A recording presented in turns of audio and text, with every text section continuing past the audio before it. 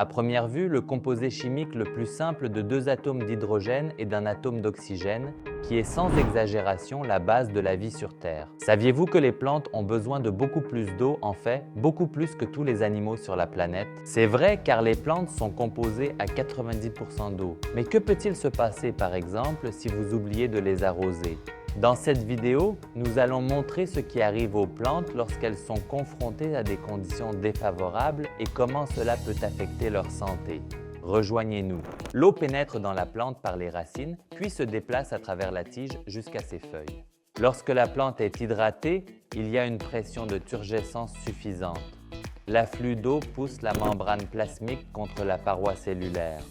Contrairement aux cellules des animaux, les cellules des plantes ont des parois cellulaires rigides qui limitent l'expansion de la membrane plasmique causée par l'osmose. En limitant l'expansion, la paroi cellulaire empêche la rupture des cellules et force la plante à durcir. La turgescence permet aux plantes de rester en position verticale plutôt que de se flétrir. Quand la plante manque d'eau, ces cellules commencent à perdre leur turgescence, entraînant l'arrêt des processus biochimiques comme la photosynthèse, essentielle à la vie des plantes. La turgescence est non seulement un indicateur de la santé des plantes, mais aussi un facteur clé de leur survie. Il aide la plante à conserver sa forme, à se tenir droite et à continuer de fonctionner efficacement. De plus, la turgescence assure un soutien structurel au bon fonctionnement cellulaire et organique de la plante.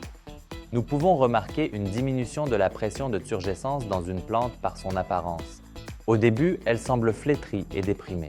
Certaines plantes ont des mécanismes spéciaux pour se protéger contre la perte d'humidité sous l'effet du soleil et de la chaleur. Ils montrent grande sensibilité aux conditions extérieures, réagissent aux changements de température et d'éclairage. Par exemple, lorsque les rayons du soleil et la température de l'air augmentent, ces plantes peuvent ressentir une menace pour leur équilibre hydrique et commencer à se flétrir. Cela se manifeste par une réduction des feuilles et une diminution de l'activité de la photosynthèse pour conserver l'eau. Cependant, lorsque la température baisse, ces plantes reprennent leur activité. Cependant, le problème de la mort des plantes par déshydratation est très courant, surtout parmi les amateurs de plantes d'intérieur. Ainsi, l'arrosage des plantes n'est pas juste une procédure obligatoire, mais aussi une véritable science.